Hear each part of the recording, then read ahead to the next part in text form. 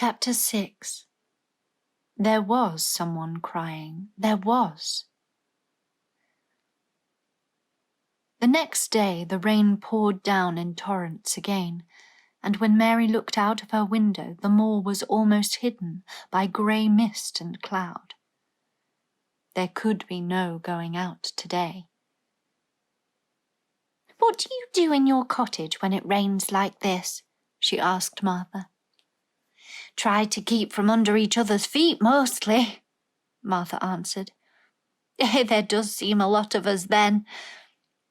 Mother's a good-tempered woman, but she gets fair-minded. The biggest ones goes out into the cowshed and plays there. Dickon, he doesn't mind the wet. He goes out just the same as if the sun was shining.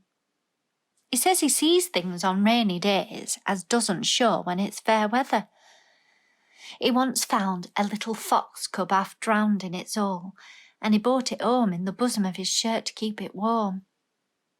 Its mother had been killed nearby, and the hole was swum out and the rest of the litter was dead. He's got it at home now. He found a half-drowned young crow other time, and he brought it home too and tamed it. It's named Soot because it's so black and it hops and flies about with him everywhere." The time had come when Mary had forgotten to resent Martha's familiar talk. She had even begun to find it interesting and to be sorry when she stopped or went away. The stories she had been told by her ayah when she lived in India had been quite unlike those Martha had to tell about the moorland cottage which held 14 people, who lived in 4 little rooms and never had quite enough to eat. The children seemed to tumble about and amuse themselves like a litter of rough, good-natured collie puppies. Mary was most attracted by the mother and Dickon. When Martha told stories of what Mother said or did, they always sounded comfortable. "If I had a raven or a fox cub, I could play with it," said Mary. "But I have nothing." Martha looked perplexed. "Can they knit?" she asked. "No," answered Mary. "Can they sew?" "No." "Can they read?" "Yes." "Then why doesn't they read something or learn a bit of spelling? They're old enough to be learning thy book a good bit now." "I haven't any books," said Mary. "Those I had were left in India." "That's a pity," said Martha. "If Mrs. Medlock had let thee go into the library, there's thousands of books in there." Mary did not ask where the library was, because she was suddenly inspired by a new idea. She made up her mind to go and find it herself. She was not troubled about Mrs. Medlock. Mrs. Medlock seemed always to be in her comfortable housekeeper's sitting room downstairs. In this queer place one scarcely ever saw anyone at all.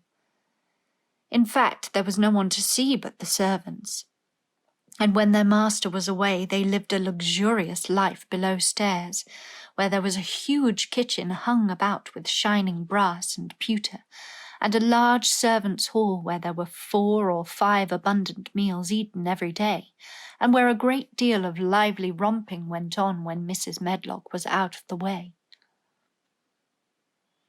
Mary's meals were served regularly, and Martha waited on her.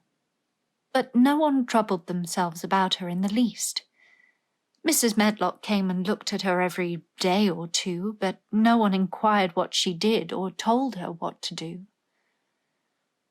She supposed that perhaps this was the English way of treating children. In India, she had always been attended by her ayah, who had followed her about and waited on her hand and foot. She had often been tired of her company. Now she was followed by nobody, and was learning to dress herself, because Martha looked as though she thought she was silly and stupid when she wanted to have things handed to her and put on. "Hasn't them got good sense?" she said once. when Mary had stood waiting for her to put on her gloves for her.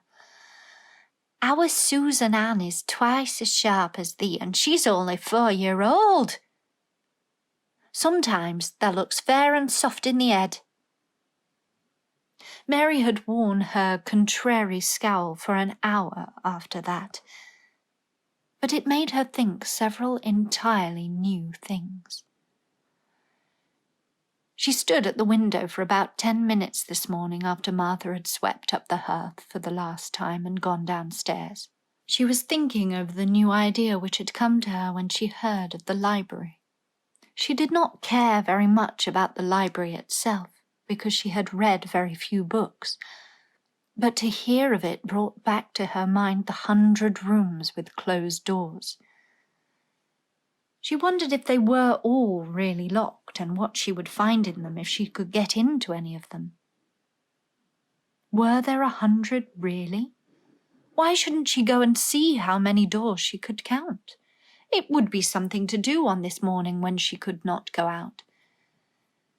She had never been taught to ask permission to do things, and she knew nothing at all about authority, so she would not have thought it necessary to ask Mrs. Medlock if she might walk about the house, even if she had seen her.